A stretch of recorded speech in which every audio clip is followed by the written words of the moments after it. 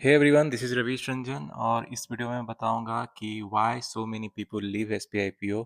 आपने इंटरनेट में बहुत सारी रिव्यू सुना होगा कि so many SBI PO people leave in their first 2 years. Probation period में ही बहुत सारे लोग छोड़ देते हैं। इनफैक्ट जो मेरे एसबीआई पीओ बैच के हाफ से ज़्यादा स्टूडेंट ने भी छोड़ दिया एसबीआई पीओ। तो इस वीडियो में बताऊंगा कि वो कौन से 5 मेन रीज़न है जिसके कारण attrition rate is very high in SBI PO.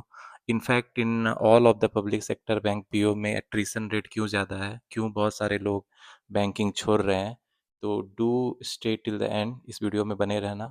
So 5 reason में जो पहला मेन रीज़न है लोग S P I P O छोड़ रहे हैं, is first is insane work pressure. जैसे ही आप S P I P O में जाओगे और आपको पहली ब्रांच मिलेगी और आप अपने ब्रांच मैनेजर को देखोगे, then you will see how much pressure a branch manager faces.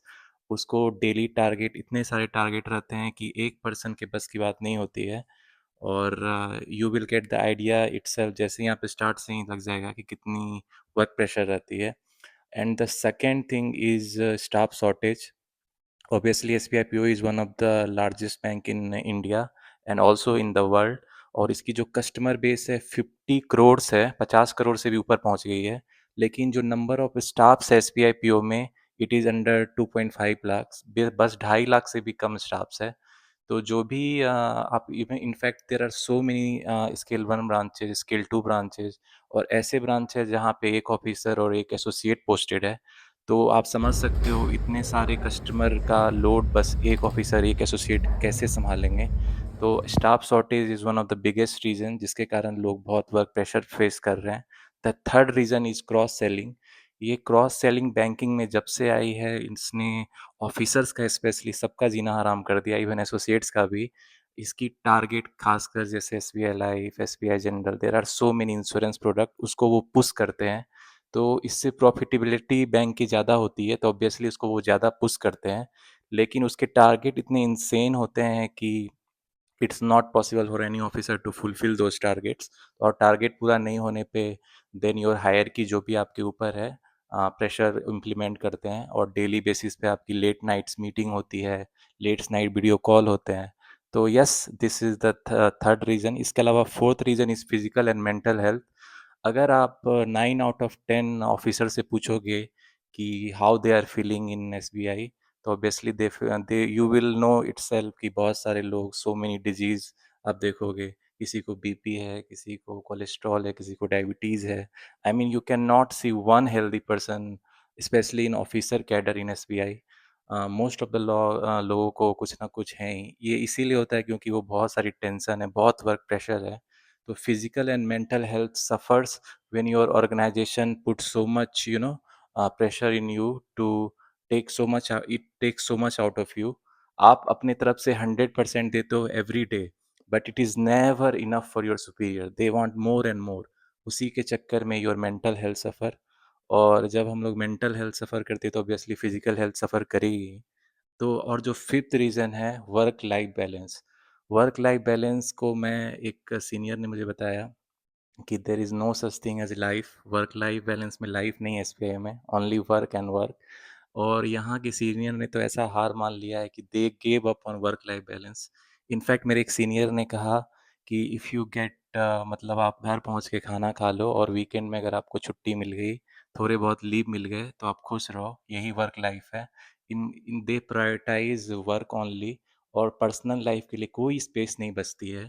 They will not give you personal freedom. उनके हिसाब से you are just a robot जिससे आप सिर्फ काम करो। You should have no emotions, no giving your family the time, friends के time, अपने पर्सनल हॉबीज़ और पैशन को जो आप फॉलो करना चाहते हो, उनके लिए ये मैटर नहीं करती है। आपके जो भी मैनेजमेंट है उनके लिए मैटर नहीं करती है। सो या वर्क लाइफ बैलेंस की बहुत बड़ी इशू है in S P I. In fact in all public sector banks, जो भी फाइनेंशियल इंस्टीट्यूशन है ऑल ओवर इंडिया में, वर्क लाइफ बैलेंस की बहुत बड़ी इशू है। So yeah, these are the 5 main reasons why many people leave SBI PO। In fact, all the public sector bank में जो भी PO होते हैं, ये 5 प्रॉब्लम उनकी भी है। इसी के कारण बहुत सारे लोग बैंकिंग छोड़ रहे हैं nowadays। They are looking for the better options। तो या, if you want to add another reasons why banking में PO छोड़ रहे हैं, ऑफिसर्स छोड़ रहे हैं, तो उसको आप कमेंट कर सकते हो। आपका क्या एक्सपीरियंस है? आपको क्या लगता है किस रीज़न की वजह से लोग बैंकिंग छोड़ रहे हैं? आप कमेंट कर सकते हो। I want to get new ideas, new perspective as well. मैंने ये अपने तरफ से 5 इम्पोर्टेंट पॉइंट बताए जो मैंने देखा since I have also experience of 5 years in banking. 4.5 years मैंने एसबीआई में एज ए पीओ रहा हूँ और इसके अलावा मैंने बैंक ऑफ इंडिया में भी वर्क किया एज ए पीओ। तो उसका जो भी मैं एक्सपीरियंस था मैंने आपके साथ शेयर किया। I want you all to share your experience as well, so it gives the idea to the students who are preparing for the banking examination कि क्या मुझे पीओ बनना चाहिए या नहीं बनना चाहिए। उसके पास सारी चीज़ें, सारे फैक्ट्स रहेंगे, then they will able to make the best decision. और यही इस वीडियो का मकसद है कि जो भी बैंकिंग एस्पायरेंट्स है टेक द बेस्ट डिसीजन कि उनको पीओ बनना चाहिए या नहीं बनना चाहिए। आफ्टर हर चीज़ों को तौलने के बाद वो एक डिसीजन ले, बेस्ट डिसीजन ले, which is helpful in their career, not just in fulfilling their financial independence भी वो गेन करे, इसके अलावा they gain proper work life balance which is also very important.